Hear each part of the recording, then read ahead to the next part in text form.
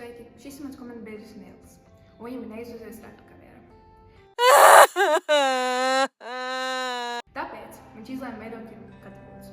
Es ēdu zemenes ar pienu katru dienu ar tavu sievu. Mēs esam Raptori ar Barberi, un šodien mēs jums pats stāstīsim ar visinteresantāko mašīnu, kas ir radusies cilvēks vēsturē – katapulta. Šī ierīce nav tikai vēsturisks ierocis. Tas ir izcils piemērs, kā inženierija un fizika var darboties kopā, veidojot jaudīgu instrumentu. Pamatā katapulta darbojas pārvēršot potenciālo enerģiju kinētiskajā. Katapultas dizains ir vienkāršs, bet efektīvs. Tā ir stabila pamatne,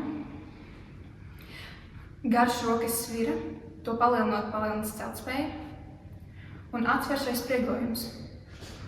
Un spriegums vai atsvars tiek izmantots, lai uzkrātu enerģiju. Kad mēs atbrīvojam šo enerģiju, sviras rokas šauj uz priekšu, palaižot projektilu uz priekšu. Mūsu katapulta ir izstrādāta 30 grādu leņķī. Lai gan 45 grādu leņķis ir ideālais variants, lai iegūtu maksimālo tālumu, mēs izvēlamies 30 grādu leņķi, jo tas nodrošina ātru un zemu metienu. Tas ir lieliski piemērots, lai sasniegtu tuvākos mērķus un vienlaikus izvairīties no šķēršļiem, kas varētu nonākt projektila ceļā. Mūsu aprēķini, ko mēs izmantojam, lai izreikinātu, kāds mums ir leņķis katapultai. Izmantoju kosinus teorēmu. Mēs ar gumiju atzīmējam, cik tālu viņš aizlido.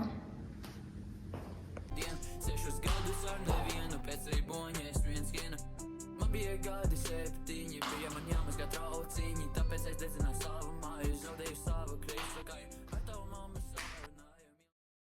Šeit ir mūsu rezultāti apkopoti tabulā, kur mēs izreikinājām sākotnējo ātrumu, ar kuru bumbiņu izšāva. Tu dusmojies, jo nezināji, tu dusmojies, met man pie kājas. Visoptimālākais bumbiņas mešanas leņķis būtu 45 grādi. Jo metot šādā leņķī, tā aizlido 2,02 metri. Izreikinot teorētisko attālumu mums nāca 1,76 metri, bet praktiski mums nāca 1,73 metri. Vai nu atšķirība nav baigi lielā?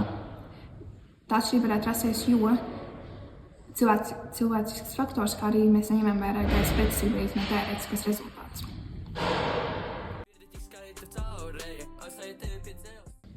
Aprēķinot koka klusīša masu, iegūstam, kad viņš svēr 18,9 kg. Ievietojot bērzas formulā, iegūstam, kad vajag 92,7 ņūtonus, lai pārvarētu klucīša miera bērzi. Un tas ir mazāk nekā 100 ņūtoni, tāpēc klucīts pakustēsies. Paldies, ka noskatījāties mūsu video. Mans tētis aizgāja pēc piena un neatnāca. Visi manā gultā sēž un visi krāca. Es nezinu, ko vairs teikt, tāpēc beidzam šo dziesmu.